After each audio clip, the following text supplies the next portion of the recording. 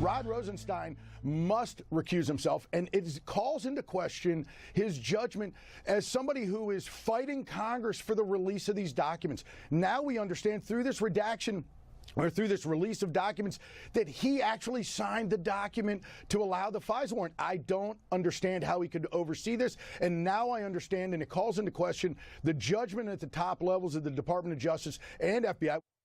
That was David Bossie earlier on our program. Joining us now, Maria Bartiromo, host of Sunday Morning Futures, which you're not going to want to miss in just about 27 minutes. Thanks so much. What do you make of the calls for Rosenstein to recuse himself, but more generally, this FISA revelation? This entire FISA documents that we have right here with Griff is basically evidence that what we all have been warned about and the suggestions out there are true. I think it's high time that we all admit the Obama administration spied on the Trump campaign for political reasons. They were spying on the campaign because it was their political enemy. I mean, stop dancing around it. Let's just admit what the case is. And obviously, the Dems and the left and the detractors of President Trump are going to have to admit this at some point. Look at all of these redactions. Carter Page was just the gateway, and yet they haven't found anything on Carter Page. Well, this is the most extraordinary thing.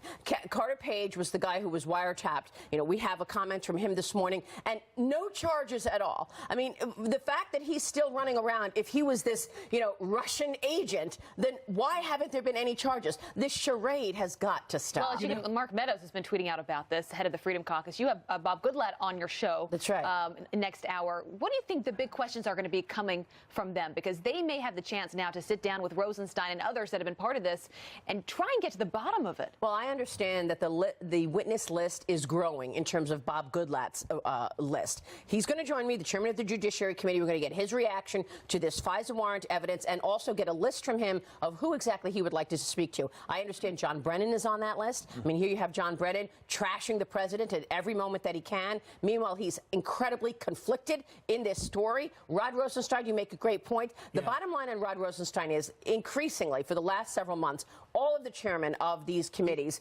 Oversight, Nunes on Intel, Gowdy, Ratcliffe, Goodlatte, they're all saying that Rod Rosenstein is conflicted because he signed off on that last warrant for the FISA. He's on the hook. I got to ask you about one other thing, though, because obviously I love this FISA thing. I'm going to talk about it all week. I'm sure reporting. Me too. I'm going to steal Pete's copy of the, as he calls it, the failing New York Times. There has been a story yesterday on AP, today in the New York Times. You see Democrats brace as storm brews farther to the left. We've seen this young woman running here in the Bronx, Alexandria Ocasio-Cortez. You're going to talk a little bit about that today. What do you make of the rise of socialism? And let me tell you, that is the future of the Democratic Party. If you listen to the head of the DNC, Tom Perez just said a month ago that Alexandria is the future of the Democratic Party. What I have found, speaking to moderate Democrats out there, friends, colleagues, they are so alienated by this party. They think they've gone completely bananas.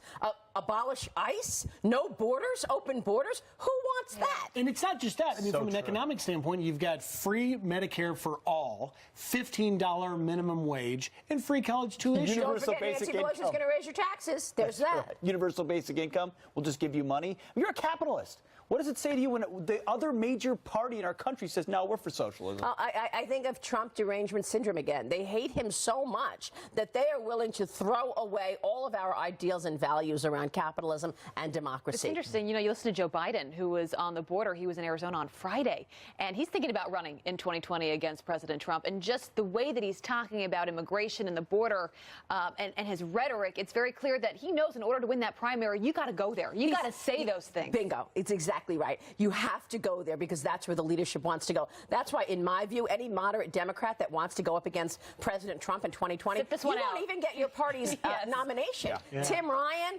and the list goes on. They're not going to get the nomination because the leadership of the left has been hijacked by Barack Obama, Elizabeth Warren, and Bernie Sanders. There you go. Well said.